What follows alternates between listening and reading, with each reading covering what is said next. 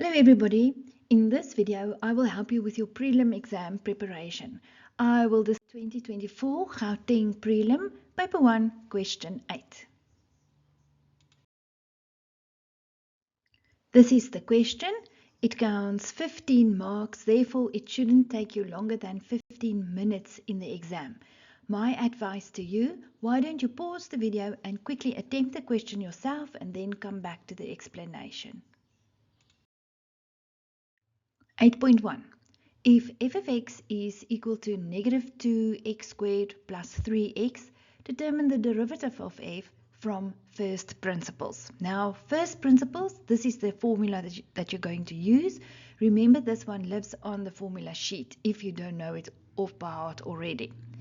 Inside the formula, you find fx plus h. So that means you're going to work that one out first, but not inside your sum. I suggest you do it somewhere else so that you don't get confused. So this means wherever you see an x, you will substitute x plus h. So there was x squared, now it's x plus h squared. There is 3x, therefore 3x plus h. Then in the next step, you will wait with the negative 2 and you will FOIL the two brackets out first. And you end with x squared plus 2xh plus h squared. And then here you will multiply in the plus 3. Then in the next step now you will multiply in the negative 2. Therefore it becomes negative 2x squared negative 4xh minus 2h squared plus the 3x plus 3h. Now there's no like terms, so you can't add anything. So it's this whole horrible thing that you will transfer to the first principles formula. I did it for you there.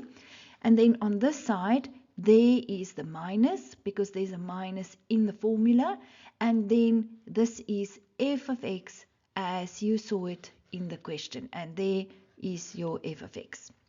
Then in the next step, now I'm going to multiply in the minus. And then in this step, you can add your like terms. So you can say negative 2x squared plus 2x squared will cancel. And plus 3x negative 3x will also cancel. And you're left with this. In this step, now you can see that you can take out h as a common factor first. So we will take out h as a common factor, and then it also gets rid of the h under the line. They will cancel out. In the next step, now you will deal with the limit h tends to 0. And what this means is this whole limit, the h, the arrow, the tends to 0, everything will be substituted in h's place as a 0 there. And can you see now that I did the substitution, there's no limit there anymore. And now on this one there, negative 2 times 0 is 0. Therefore, your derivative is minus 4x plus 3. And remember, this sum you in fact have the answer for because the original sum was f of x is negative 2x squared plus 3x. And you can quickly, just to check whether you were right, find the derivative using the laws. So you will take the 2 to the front, yes, minus 4x, and subtract 1, you're right. And then there's an invisible 1, goes to the front, it finds the plus 3, and then you subtract 1. So x, 1 minus 1 is x to the 0, which is 1, and yes, your answer was right. Then where would you find the marks?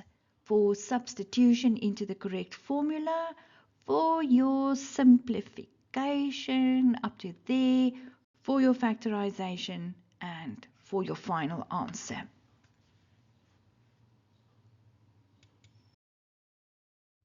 (8.2) Given f of x equals 3x squared over 2 minus 24 root x.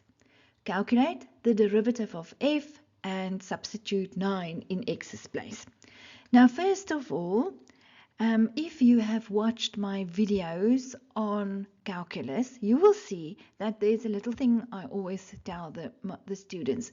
You cannot find the derivative if there is an x under the line. You cannot find the derivative if there's any roots, and you cannot find the derivative if there's any brackets. And then I always put a little heart around this so that they can keep it in their hearts. Now, in our sum, the problem here is definitely not the 2 under the line. That's not a problem. The x cannot be under the line. So that's fine. And then on this one, you can see there's a square root. So you have to fix that one first by writing the square root as to the power of a half. And only now, are you ready? Now you can find the derivative. On the left hand side, please take note. Can you see f dash x? That is now finding the derivative. How will we find the derivative? We start with this exponent and it goes to the front and it becomes big, and we will multiply and then we will subtract 1. And I'll give you the answer now. On the second term, the half, the exponent, will go to the front and it will multiply with whatever it finds there, and we subtract 1. Therefore, what happened here? The 2 and the 2 will cancel. That's why there's a 3 left. And on the x, x2 minus 1, there's an invisible 1. No wonder you don't understand maths. The 1s are invisible. But nevertheless, on the second term, 2 goes in the 1s, 2 goes into 24 12 times. That's where the 12 comes from. And then half minus 1 is minus a half. And in fact, that's the answer.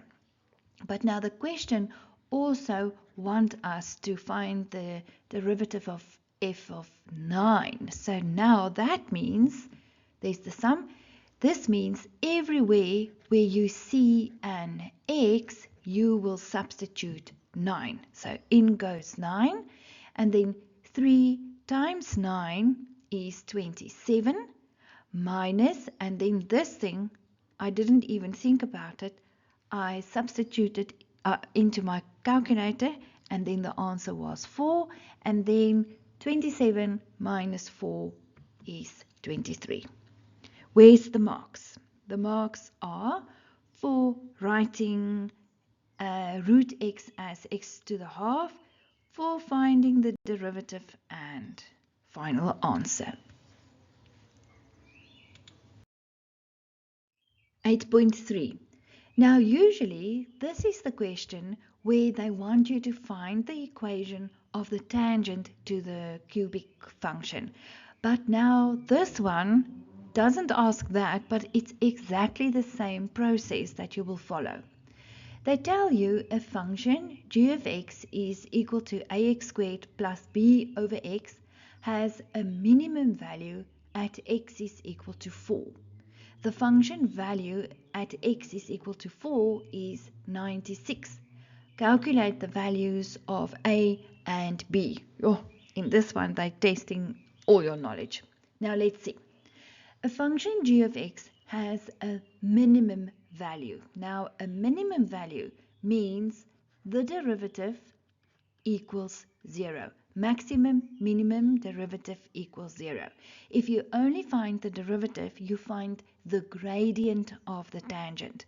But when you find a maximum or a minimum, you will derive and equate to 0. And then later on, in x's place, you will substitute 4. Furthermore, the function value at x is 4 is 96. That means this translates to a coordinate where the x is 4 and the y is 96. And then to find the values of a and b, we will do simultaneous equations. Now, where will we find our equations?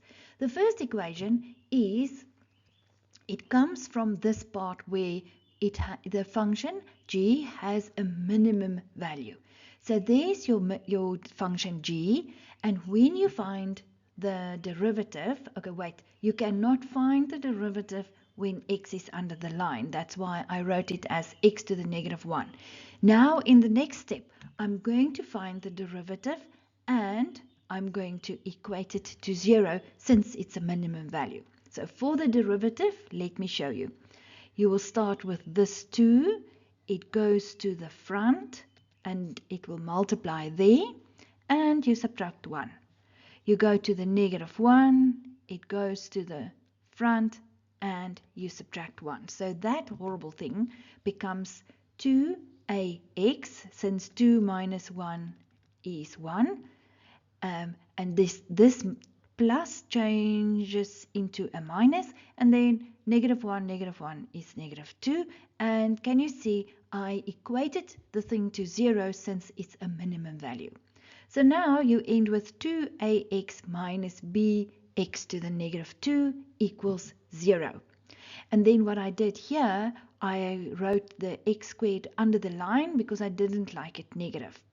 So now we know that this one has a minimum value at x is equal to 4. So in x's place, I'm going to substitute 4. And 4 squared is 16, like you can see there.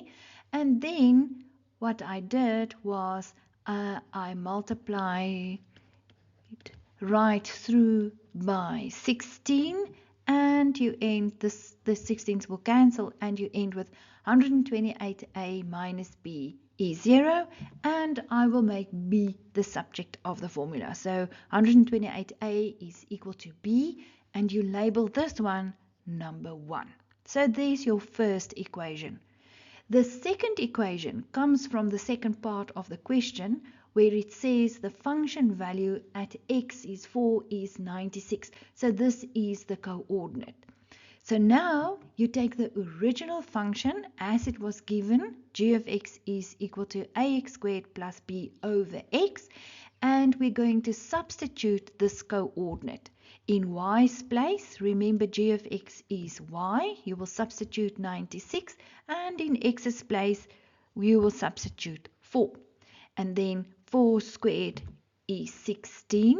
And then I want to get rid of this 4 under the line, so I will multiply every term by 4. Here the 4's will cancel. May the force be with you. 4 times 96 is 384 equals 4 times 16 is 64a plus b. And then you can also make b the subject of the formula. So the 64 will walk across, and there's your second equation. 384 minus 64a. So now the first one is equal to b.